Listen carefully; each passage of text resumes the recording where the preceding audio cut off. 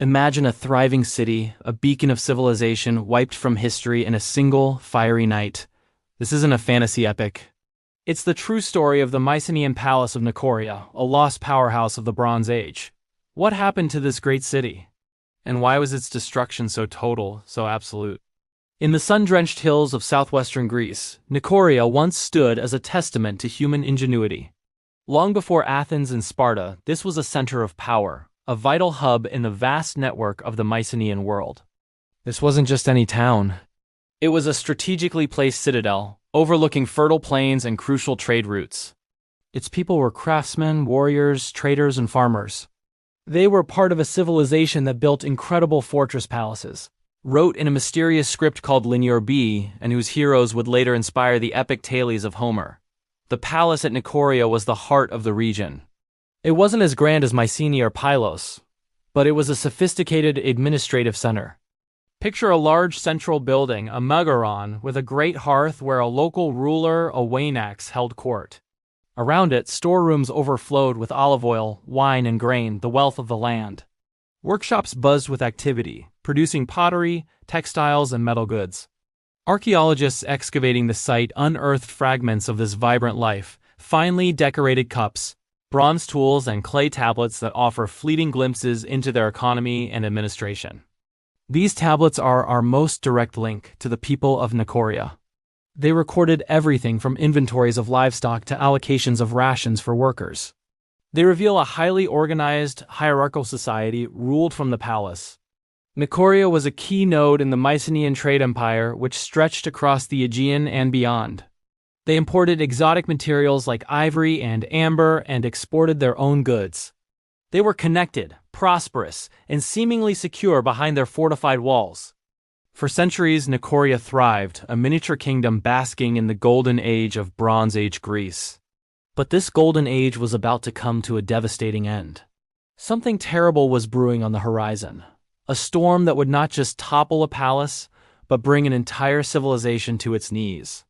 The evidence of destruction is undeniable. Across the ruins of Nichoria, archaeologists found a thick layer of ash and debris. Walls were scorched black, timbers turned to charcoal, and roofs had collapsed inwards. The palace was not just abandoned.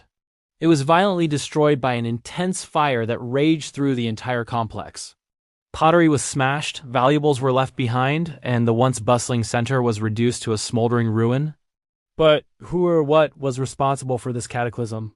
The answer is far from simple, and it's a mystery that has puzzled historians for decades.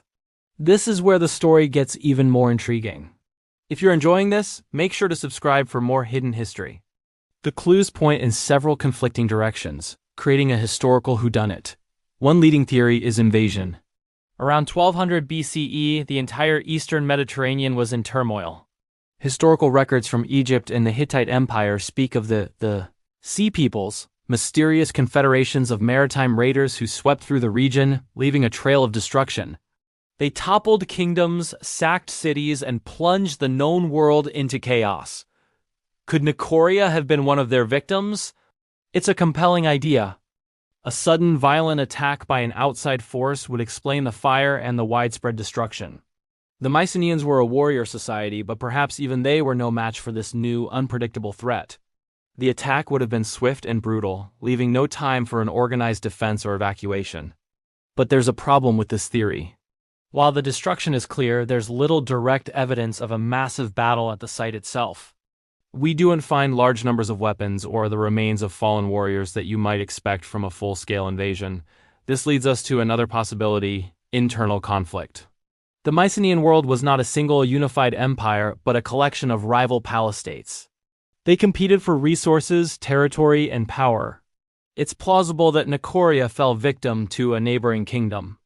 Perhaps a regional power struggle escalated into open warfare and Nichoria ended up on the losing side. A rival ruler could have sacked the palace to eliminate competition, a common practice in the ancient world. This would explain the targeted destruction of the administrative center while the surrounding town was less affected. Then there's the force of nature itself. This region of Greece is seismically active. A massive earthquake could have easily toppled the stone and mud brick walls of the palace. Fires would have broken out from overturned hearths and lamps, spreading quickly through the timber frame structures. The earthquake storm theory suggests that a series of major earthquakes rocked the region around this time, destabilizing multiple Mycenaean centers at once.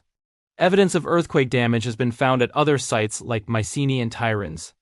Perhaps Nichoria was fatally weakened by a quake, making it vulnerable to opportunistic raiders or internal rebellion. The earth shook, the walls fell, and the fire did the rest. Or maybe the end came not with a bang, but with a whimper. A more complex theory points to systemic collapse. The highly centralized Mycenaean economy was a fragile thing. It depended on long-distance trade, agricultural surplus, and a rigid social structure. What if that system broke down? Prolonged drought could have led to crop failures and famine, sparking social unrest. The disruption of trade routes, perhaps by the same sea peoples causing trouble elsewhere, could have choked off the supply of essential metals, crippling their economy and military. Without the resources to maintain control, the central authority of the palace would have crumbled. In this scenario, the destruction of Nichoria wasn't a single event, but the final, violent spasm of a society in its death throes, as hungry, desperate people turned on their rulers.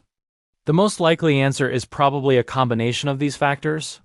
Imagine a society already weakened by climate change and economic instability. Its trade routes are disrupted. Its people are restless. Then, a powerful earthquake strikes, shattering its defenses. In the ensuing chaos, either internal rebels or external raiders see their chance, sweeping in to loot and burn what remains. It's a domino effect, a perfect storm of disaster from which Nichoria could not recover. After the fire, the site was abandoned for centuries. The memory of the palace faded, its name was lost, and its ruins were buried beneath the earth. When people eventually returned to the area, it was a different world. The complex society of the Mycenaeans was gone, replaced by smaller, simpler communities. The art of writing was lost, the grand palaces were forgotten, and Greece entered what we now call the Dark Ages. The fall of Nichoria wasn't an isolated event. It was part of the wider Late Bronze Age collapse, a mysterious and devastating period that saw great civilizations like the Mycenaeans, the Hittites, and others suddenly vanish. Nichoria is a microcosm of this great catastrophe. Its scorched ruins are a silent monument to a lost world, a stark reminder that even the most advanced civilizations can disappear, leaving behind little more than ash, rubble, and a handful of tantalizing questions. The story of Nichoria is a cold case over 3,000 years old, a mystery written in stone and fire. Subscribe to uncover more stories history tried to hide.